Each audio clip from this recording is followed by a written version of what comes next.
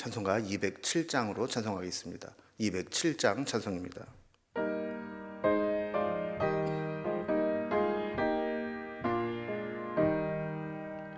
귀하신 주님 계신 곳, 그 백성 함께 모이네.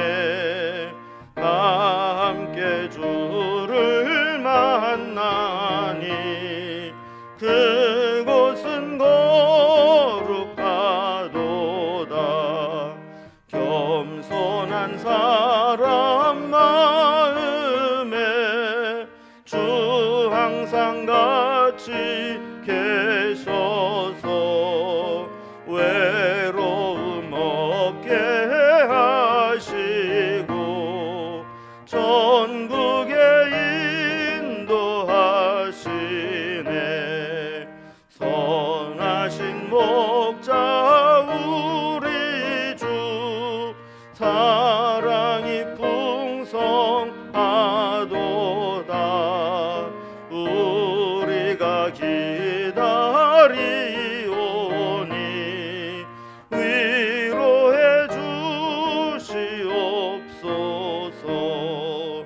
그 거룩하신 주 앞에 간절히 기도드리니 어두운 눈 즉시 밝아져 큰 영광 보게 하소서. 아멘. 아멘. 우리 함께 나눈 하나님 말씀은 구약성경 열왕기상 5장 1절에서 18절까지 말씀입니다. 열왕기상 5장 1절에서 18절까지 517면에 있습니다. 말씀을 제가 봉독하겠습니다. 솔로몬이 기름 부음을 받고 그의 아버지를 이어 왕이 되었다 함을 두로 왕 히람이 듣고 그의 신하들을 솔로몬에게 보냈으니 이는 히람이 평생에 다윗을 사랑하였음이라. 이에 솔로몬이 히람에게 사람을 보내어 이르되 당신도 알거니와 내 아버지 다윗이 사방의 전쟁으로 말미암아 그의 하나님 여호와의 이름을 위하여 성전을 건축하지 못하고 여호와께서 그의 원수들을 그의 발바닥에 밑에 두시기를 기다렸나이다. 이제 내 하나님 여호와께서 내게 사방에 태평을 주시매 원수도 없고 재앙도 없도다.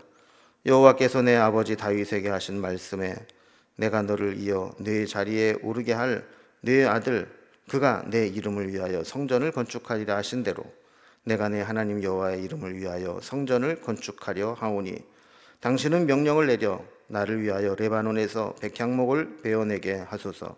내 종과 당신의 종이 함께 할 것이요 또 내가 당신의 모든 말씀대로 당신의 종의 삭슬 당신에게 드리리이다.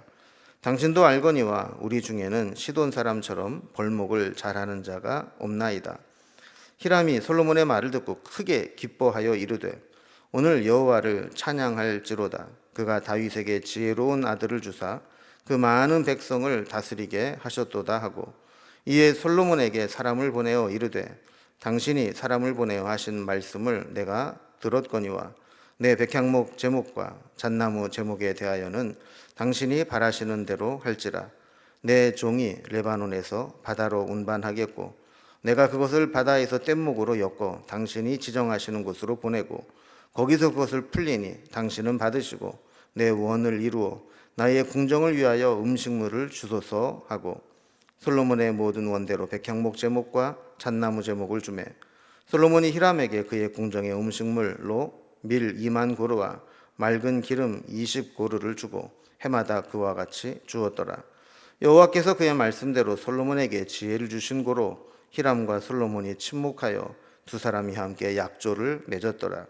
이에 솔로몬 왕이 온 이스라엘 가운데서 역군을 불러 일으키니 그 역군의 수가 3만이라.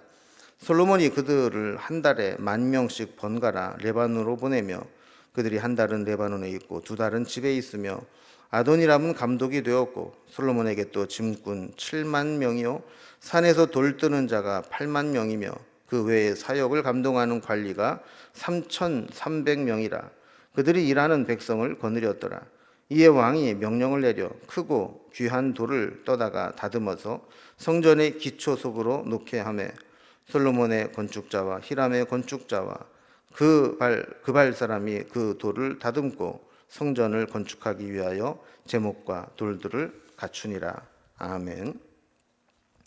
자, 오늘부터 시작되는 열왕기상 5장부터 9장까지는 이제 솔로몬의 행적 가운데 가장 중요한 성전을 건축하는, 그것을 준비하고 또 건축하고 또 왕궁을 건축하는 그런 내용들이 기록되어 있습니다.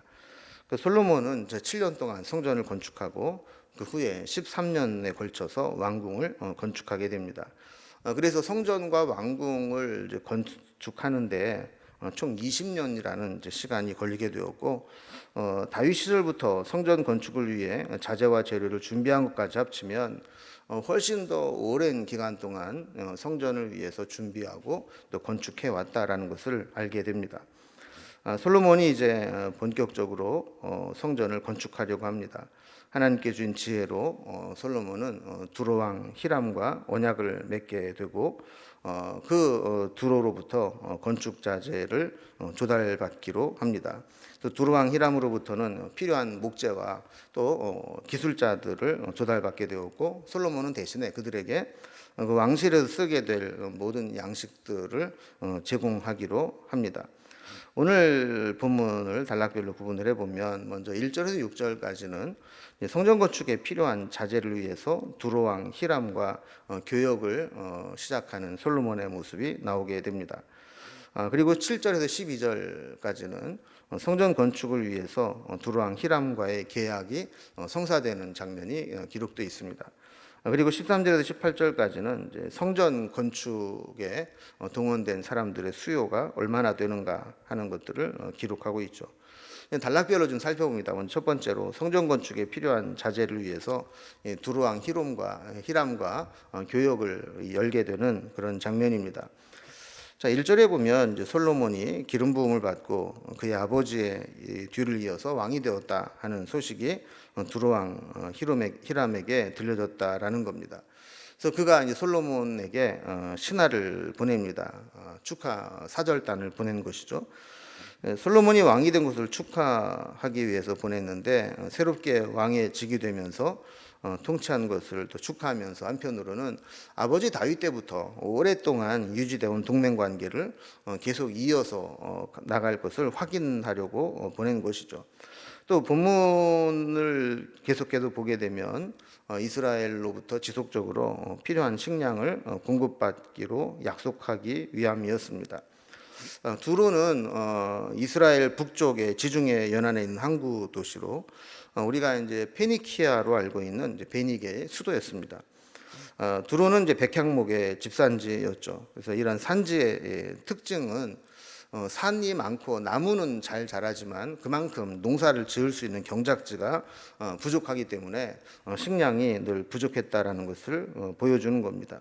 그래서 두로는 안정적으로 식량이 되는 곡식을 공급받기 위해서 이스라엘과 친밀한 관계를 맺어왔는데 다윗의 뒤를 이어 솔로몬이 왕이 되었다 할지라도 그런 교역의 관계는 변함없이 이어지기를 원했던 것이죠.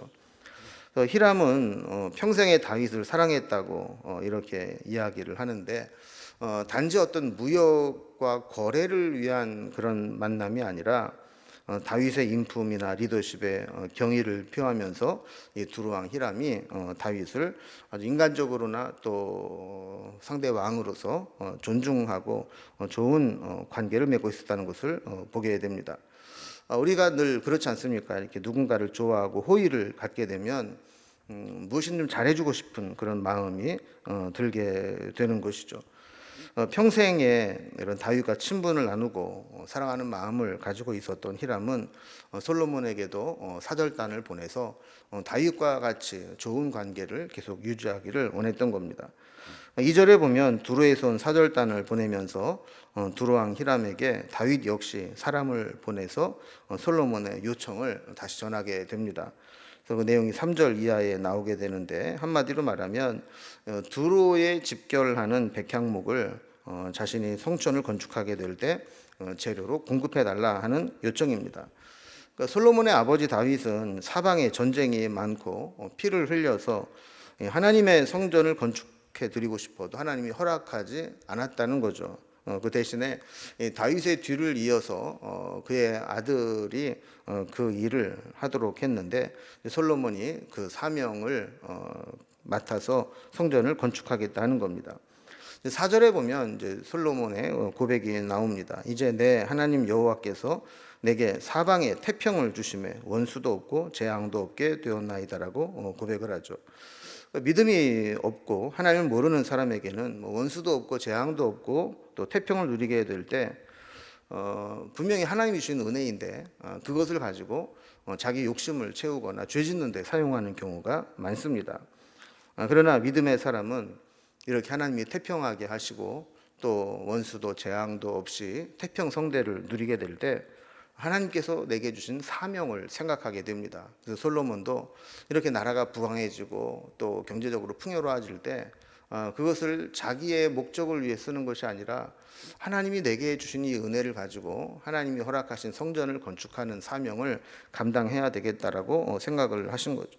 또 5절에서 이 아버지 다윗이 전쟁과 또 대적의 공격을 받는 중에도 이 성전 건축을 위한 재료들을 잘 준비했고 이제 솔로몬이 태평성전을 누리게 될 때 이 성전 건축 여호와의 이름을 위하여 성전을 건축하는 사명을 감당해야 되겠다라고 결심하게 된 거죠.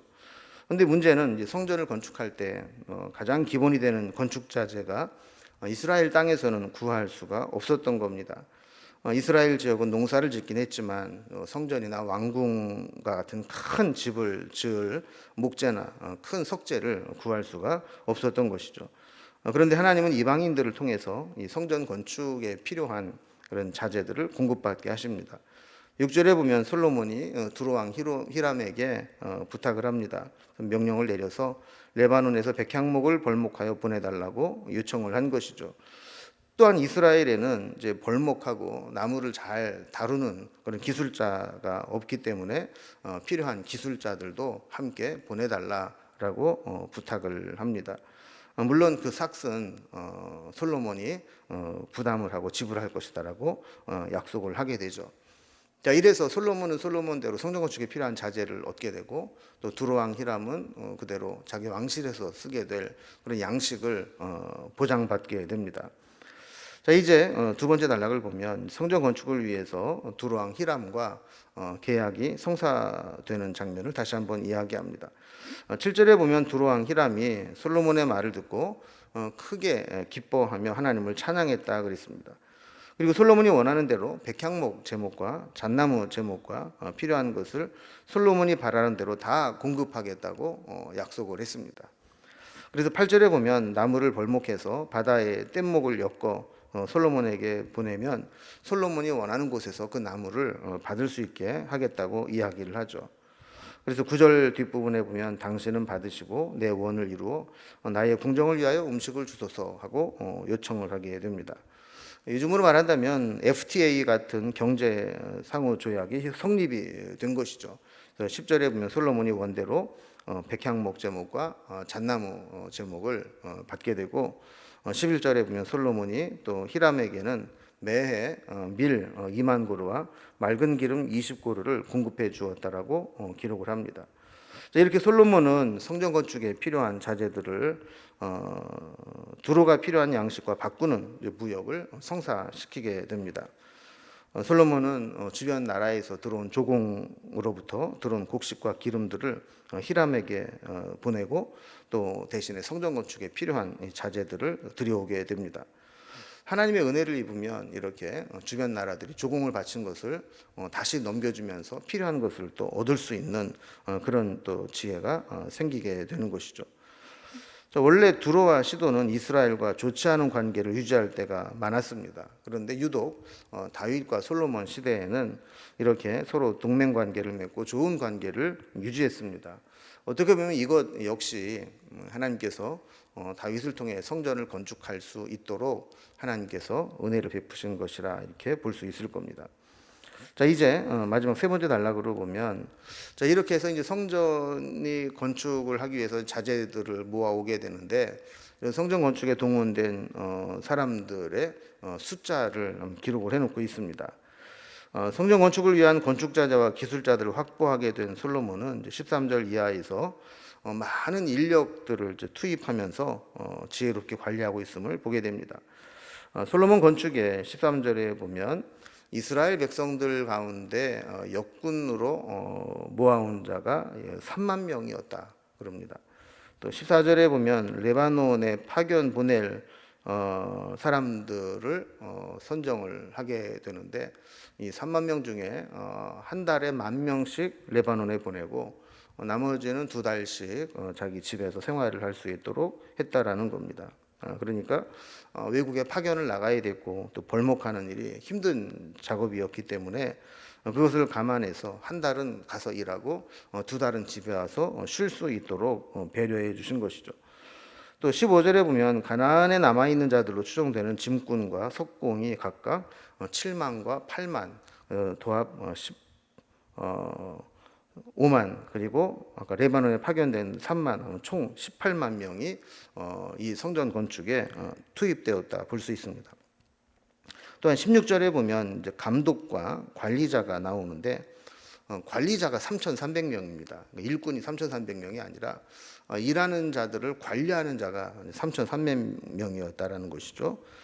저들은 크고 귀한 돌을 떠다가 다듬어서 성전의 기초석으로 놓고 솔로몬의 건축자와 히람의 건축자와 또 그발 사람들이 돌을 다듬고 성전을 건축하기 위해서 제목과 돌들을 갖추었다 그랬습니다. 그러니까 다윗과 솔로몬의 당시의 국력으로 보면 얼마든지 억지로라도 이렇게 빼앗아 오고 탈취해 올 수 있었지만, 하나님은 하나님의 성전을 건축함에 있어서 이렇게 강제적으로 정복하고 빼앗아 오고 탈취하는 것으로 하지 않고 이방 나라들이 자원하는 마음으로 자기 필요를 따라서 이렇게 제공하도록 했던 것을 보게 됩니다. 오늘 본문에 나와 있지는 않지만 멀리 내다보면 우리가 얻을 수 있는 교훈이 있습니다. 성전은 어떤 건물이 아니라 하나님께서 함께 하시는 거룩한 장소였죠. 솔로몬의 성전 건축을 위한 경영 능력과 인사 관리는 탁월했지만 백성들의 마음을 사로잡고 그들이 하나님을 향한 열망을 갖도록 하는 데는 실패했습니다. 그래서 결국에 이 거대한 토목 공사가 백성들의 마음을 갈라지게 만들었고, 솔로몬이 죽은 이후에는 결국 이 문제 때문에 나라가 르호보암과 여로보암 이렇게 남왕국과 북왕국으로 갈라지게 되는 그런 이제 원인을 제공하게 되는 것을 보게 되죠. 우리는 항상 하나님께서 은혜를 주실 때 그것을 잘 관리하고 또 그것을 유지할 수 있어야 됩니다. 우리도 하나님을 위해서 무엇을 해야 할지, 그리고 하나님께서는 필요한 것들을 위해서 여러 가지 여건들을 또 사용하셔서 우리에게 사명을 감당하게 하시는데, 우리에게도 하나님이 그런 은혜를 주시기를 원합니다. 하나님께서 우리에게 어떤 소망을 주시고 사명을 감당해야 될 때 그것을 잘 감당할 수 있도록 여건을 허락해 주시고 주변의 사람들도 붙여주시고 또 좋은 관계도 맺게 하시고, 그래서 하나님의 성전을 건축하게 되는 그런 것과 같이 우리에게도 사명이 잘 이루어질 수 있기를 주님의 이름으로 기원합니다. 기도하겠습니다. 하나님 아버지, 하나님께 솔로몬에게 은혜를 베푸셔서 다윗부터 기도하고 계획했던 성전을 건축할 수 있도록 해주시니 감사합니다. 참으로 오랜 시간 동안 또 수많은 사람들의 수고로 성전이 건축되게 되는데, 이 성전 건축은 단순히 어떤 건물이 아니라 그곳에서 하나님과의 관계가 올바르게 맺어져야 될 텐데, 공사에 지나치게 관여하다 보니 성전은 건축했지만 나중에 이 성전 건축의 그 노역의 문제로 나라가 갈라지는 지경에까지 이르게 된 것을 살펴보게 됩니다. 우리에게 하나님이 은혜를 주실 때 그 은혜를 잘 관리할 수 있도록 인도하여 주시고, 좋은 목적으로 선한 의도로 하나님을 위해 시작한 일이라면 마지막까지 하나님의 뜻을 온전히 나타낼 수 있는 사역이 될 수 있도록 인도해 주시옵소서. 솔로몬이 성전을 건축하려고 필요한 것들을 준비한 것처럼 우리에게도 하나님의 나라와 하나님의 의를 이루기 위해서 준비할 것들을 차근차근 준비하는 삶이 될 수 있도록 인도해 주옵소서. 오늘 하루도 살아가는 동안 필요한 은혜를 베풀어 주시기를 소망하며 예수님의 이름으로 기도드리옵나이다. 아멘. 각자의 기도 제목들로 자유롭게 기도하시겠습니다.